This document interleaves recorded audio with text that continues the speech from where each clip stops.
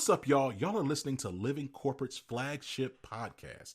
If you didn't know, Living Corporate helps organizations build employee engagement and market trust through data analytics and data transformation, our e-learning platform, and brand marketing storytelling. We're so excited for you to be here today. The conversation you're about to hear is going to connect the dots between employee experience and go-to-market effectiveness. If you're not ready, get ready. Here we go.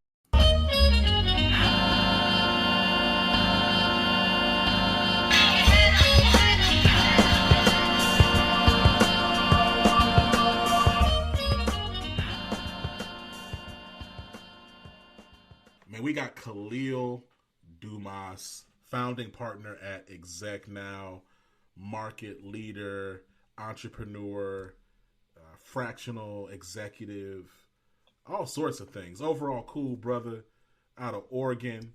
How are you doing, man? Welcome to the show. Thank you for having me. I'm doing well. We were talking about it as we're, getting used to this daylight savings. I had identical twin boys 8 months ago, so I'm not the only one adjusting. I'm helping two other people adjust too. Identical twin boys. So it's crazy. You know, we actually, my wife and I, we're expecting twins later this year. So, yeah. Ooh, buckle up. It is the best, most beautiful challenge you'll ever incur. Now, here's the question. Do you have kids already, or are these your first kids? First and last. Okay. So, look, we already got 2 kids. Oh, boy. Well, congratulations. Twin parenting can be a little lonely because you get a lot of singleton advice. But having been through it already with singletons, you're ready. Yeah. But they're going to challenge you. The 2 is very interesting. Is it fraternal? Is it a girl and a boy, or do you know? It's a girl and a boy.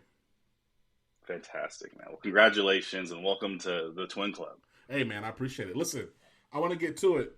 I think about the work that you're engaged in and the work that you're doing really around hiring and recruiting diverse talent.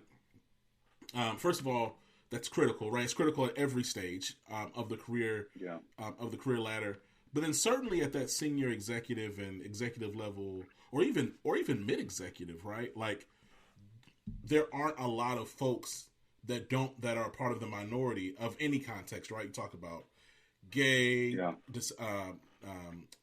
openly disabled, openly queer, black, brown, first generation, right? Like the higher you get up an organization's ladder, the more homogeneous it is, right? And so, I guess let's start with just why this space, why this work.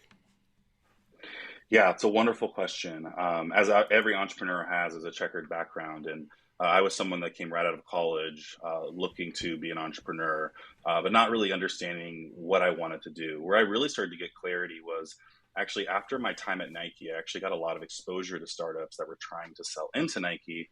One of those companies was called Topbox. They were an AI/ML company that analyzed consumer data and reported it to 500 key stakeholders, including the CEO and COO. At the time, I was 24 years old. I was working in customer service, but I did that strategically because I knew there was a lot of untapped data in the customer service world that wasn't being looked at.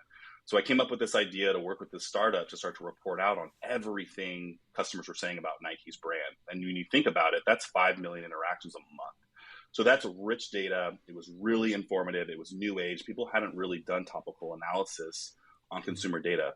But here's where my why came into shape. When I started reporting these things out, I noticed really quickly who my stakeholders looked like. And I got so high as to get into the C-suite and present directly to the CEO of Nike at the time.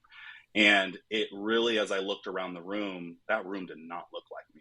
Yet they were hanging on my every word. And at the time, I was a 24-year-old analyst making $45,000 a year, presenting to a C-suite that was making way more than that. And so it became really clear that this isn't a talent problem.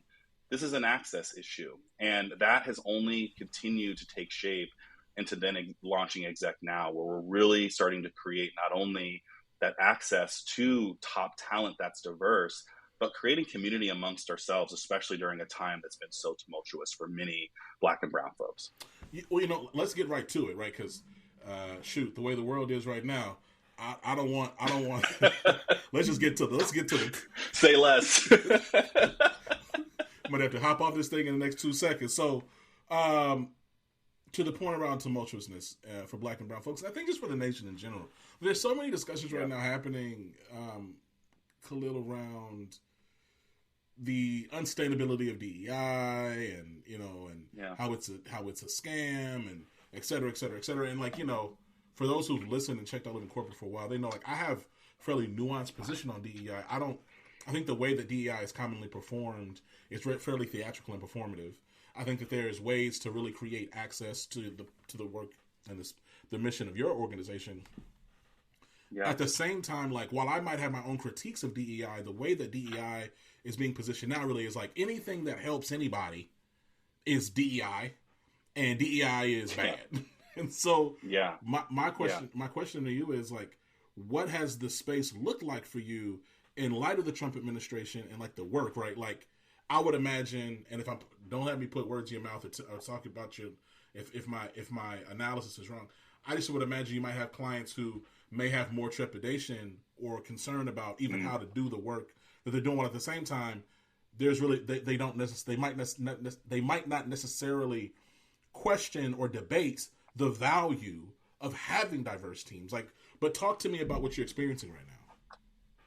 Yeah, let's take a step back here. I think the biggest thing that people forget is diversity, equity, and inclusion is a business case that's been proven time and time again. And that's just not an emotional stance. That is a fact-based stance. Yes. When you look at the biggest data aggregates in the world, like McKinsey's, they report that, right now in the space, 57% of diverse executives feel isolated.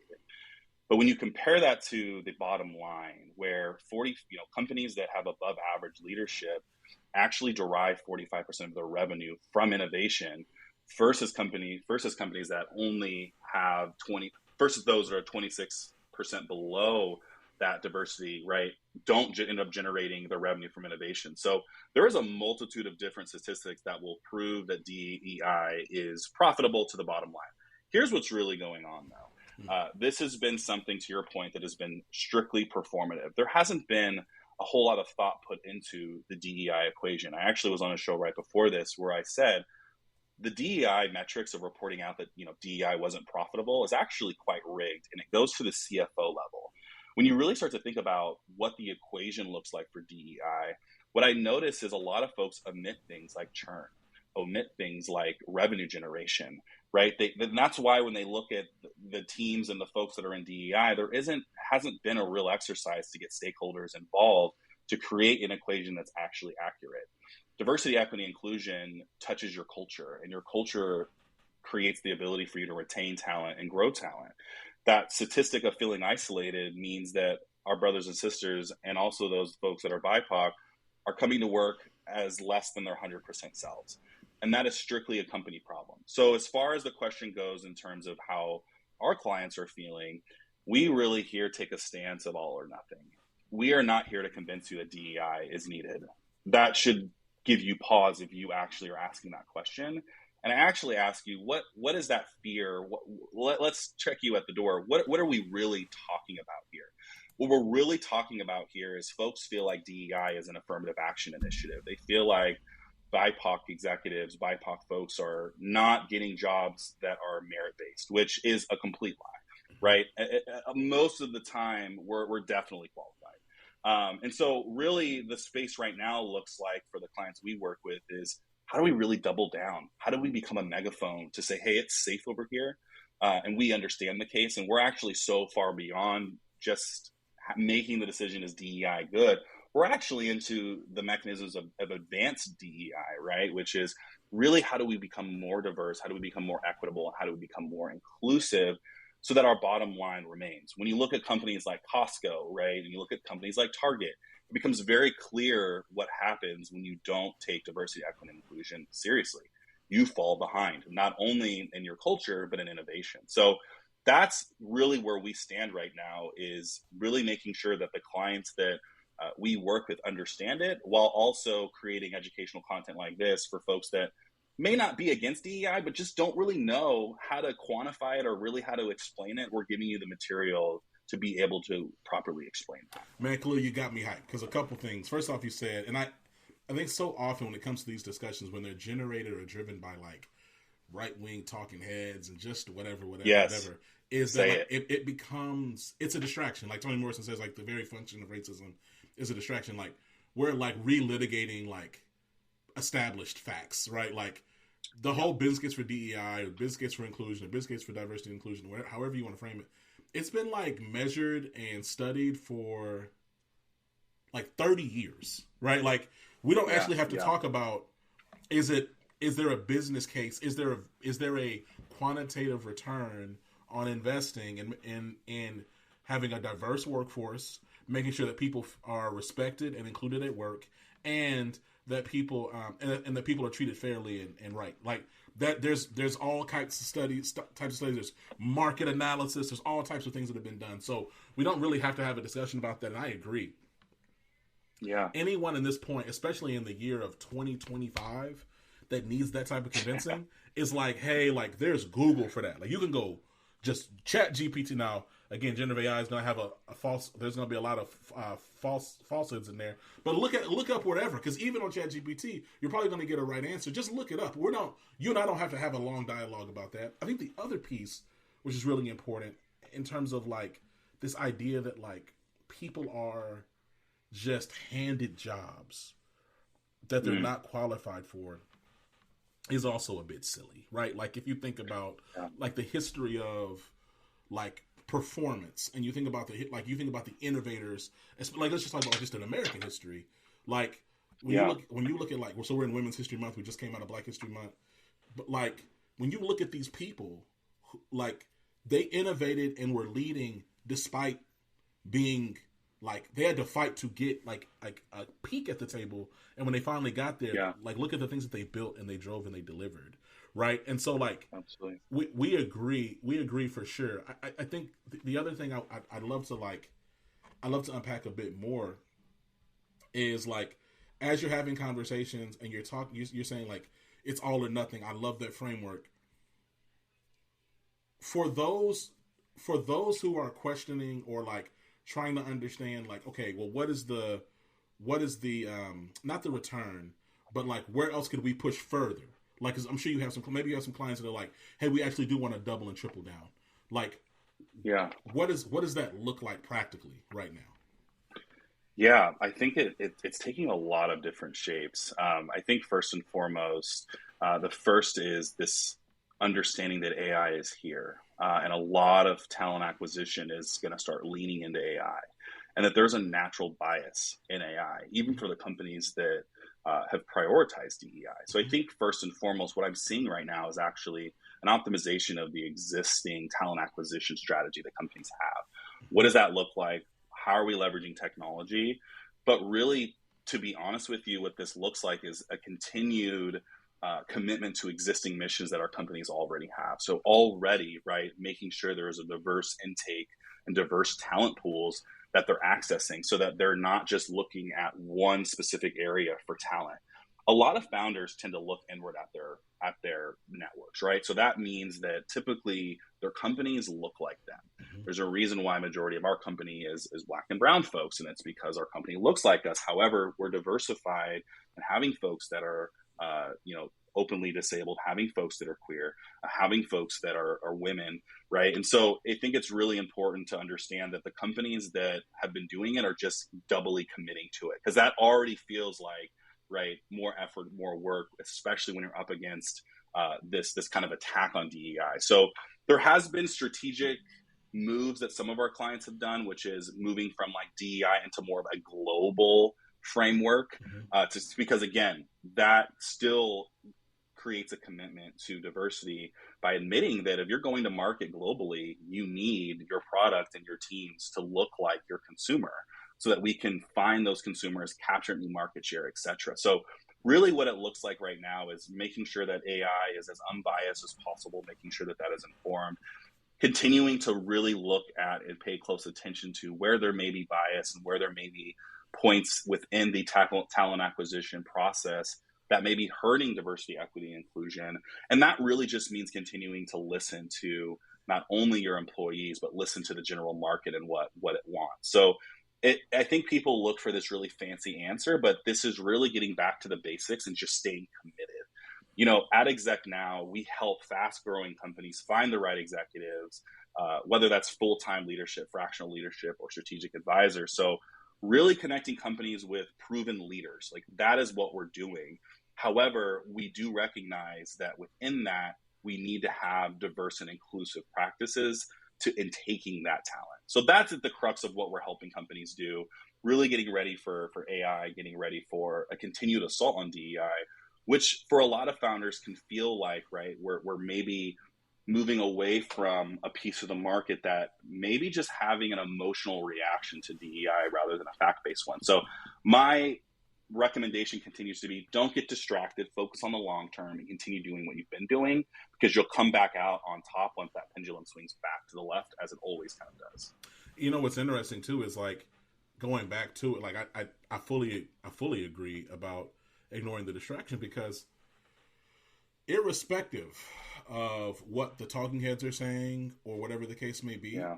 like the people landscape hasn't changed, right? Like like the markets have not, the people in these markets have not fundamentally changed. Like there's still people out there, like these populations, historically marginalized populations, again, be them disabled, women, queer, veterans, etc. Like these people still exist, and they're still looking. They're still looking for certain experiences, right? Like, and your customers, right? Like, so all of it, like nothing is really like what's changed is like the fear of retribution. Correct.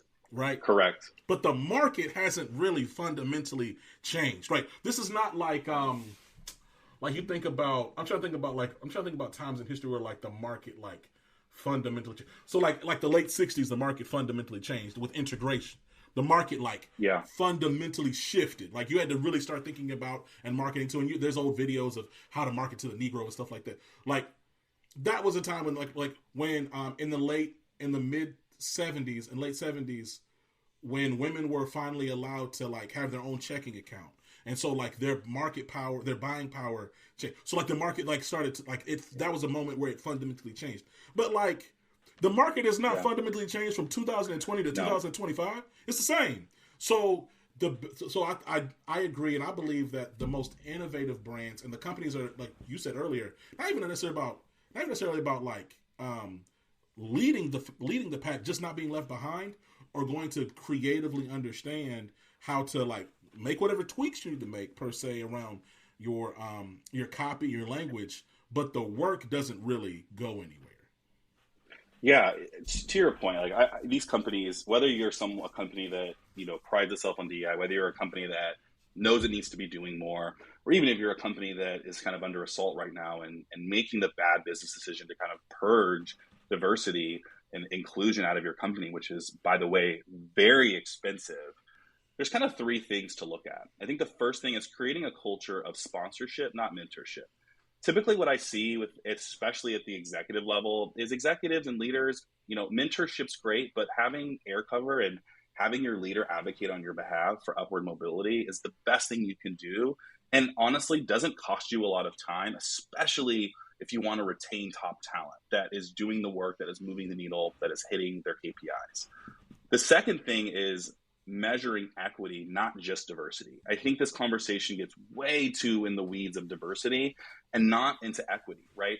Those hiring stats go beyond those executive retention rates or that leadership pipeline diversity or inclusion scores, right? We're talking about how does equity increasing our bottom line by making sure that we actually are providing support for our executives and giving them a clear path of success. At my time in corporate, where I would notice some microaggressions, especially in the diversity lens, was I was set up for failure a lot. The goalpost was moving a lot.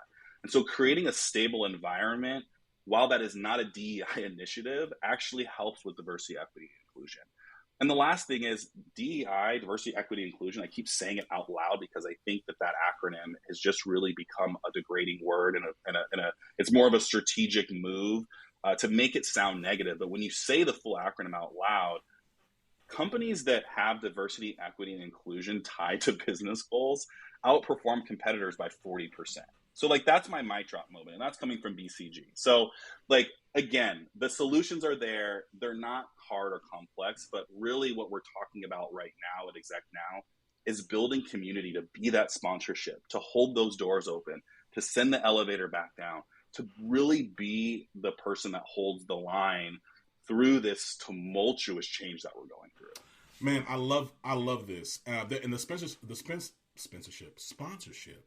and versus mentorship piece, super important. Right? I know I've said this. Like, Living Corporate has been around since 2018, so I know I've said this at least like 30 times. But like, you know, black folks are often, black and brown folks, women, those in the margins, they're often over mentored and under sponsored. Right? Like, right? So yes. Like there's this idea of like, and it's one based in some degree of discrimination and bias, right? So like when we look at like a population, like an out group, like women, black folks, first generation, queer people, and we talk about programs, oftentimes those programs, Khalil, involve some degree of training. And the reason why training is often a key lever in these programs is because there's an assumption of incompetence, right? There's an assumption of a need to assimilate. Well, hey, if we just whatever this person is and get them more into the norm, then they'll naturally be fine because they'll be just like everybody else. So let's get them in here. Let's get them to adopt common trending behaviors and train them out of whoever they are, so that they can do better. And it's like, that's actually not what they need, right? Oftentimes these people are coming in from, I mean, so many times, man, like to your point about people moving the goalposts, I'll say for me in my time in corporate America, by the time, like, so the highest I got was, I was a director at a publicly traded tech company. It's like a junior executive, right? Or junior executive. And at that point, I'd had like 11 years under my belt. I'm gonna tell you, by the other black and brown people I would meet, by the time I got to that level, they were all like superstars. Like they were all like super smart in at least one thing, right? They were all like, and I believe that's because there's already so few of us, and we already know like this. The data doesn't lie. EEOC filings don't lie. All these different surveys and things over time don't lie. Like, we are scrutinized at a different degree. So the way that we have to show up has to be much sharper. And so the reality is we don't necessarily need people telling us what to do. We just need people to help get out of our way, right? Like, hey, put this person, take Connor, and just put him in a room to present, just like you did when you were 24. It's like, you didn't need somebody to teach you how to present. You already knew how to present. You just needed the opportunity to present in front of these people. And once you get the opportunity, then that's it. It's the willingness of leadership to leverage their political capital and their social capital to actually advocate. Because anybody can say, that is so good. Anybody can say, I'm happy to talk to you for 15 minutes once a month and tell you what to do while I'm on the way to go golfing, right? It feels like a microaggression, to be honest with you. It feels very microaggressive, right? It's like, hey, I actually don't need you to tell me what to do, respectfully or disrespectfully. I actually just need you to talk to this person over here and let them know that I need, like, help, just advocate for me to take this role. Advocate for me to take this opportunity. Advocate for me to take on this position so that I can grow. Like, that is, to me, like, the huge gap. And it's wild because I'm saying that even right now, like, we still don't see that degree of willingness. And so you're right. Like, the future of work, especially when you talk about Gen Z, the future of work, like, if you don't want them going out and gigging and making their own companies and just doing that forever, if you really want them to stay in your company, they gotta know. They gotta know that. I want to add to that. Go. I think what's like. Let me remind us where we're at. You know, according to Harvard Business School, the reason why DEI should be an imperative initiative is 92% of the C-suite is white. That's not because there isn't candidates out there that are non-white. It is the like me bias is very strong and is only being reinforced right now. We're still in the world where 50% of black candidates don't get a call back because of black sounding names. right? There are solutions to this, like blind hiring, expanding exec search to non-traditional networks, and using data-driven hiring assessments, which a lot of companies actually don't end up doing. And like myself, who was a high-performing executive, you know where actually we get put? We get put on a glass cliff. We get put in high-risk leadership positions that have a higher cadence of failure. And this is a very known tactic. I'm really grateful for someone who sponsored me early in my career. And to your wonderful point that I want to really say again is allies need to be putting their political capital on the line. That is truly how you're going to create a better culture, a more fair culture. I remember I had a leader that would go up the hill for me multiple times because I was under attack for something that wasn't in my purview, but I had been put on that glass cliff, and he recognized that. And so without him, I probably wouldn't be talking to you right now. And so what I think is really important as well is the difference between Fortune 500 mechanisms in DEI look and in the startup world. In the startup world, which is where we work, was that Series A forward, Series B forward. I tell founders and CEOs every week, you have such a huge opportunity to differentiate right now. You have such a big opportunity to really commit to creating a more fair workplace. So at Exec Now, it's not only about us placing talent, it's about us making sure that founders are well equipped to nurture and have that talent through IPO, which is really important. But really want to overestimate or really overemphasize you're putting political capital on the line, because that is what it means to truly create a more equitable workplace. Khalil, look, man, I feel like we could talk forever. I appreciate you for coming by on Living Corporate. I want to give you some space. Again, we've been talking about Exec Now. Been sprinkling that in throughout this conversation. But where can people learn more about Exec Now? Yeah. Let's say for prospective candidates as well as folks who are looking to continue to diversify their executive leadership space. Where can they find you? What do they need to do? Yeah, you can find me on LinkedIn at Khalil Dumas, KAHLILDUMAS. You can follow us on LinkedIn, or you can visit our website, execnow.co, submit an inquiry. We're always active and ready to help. But again, the future is ours, and we just have to stick in and know that talent is everywhere. We just need better access.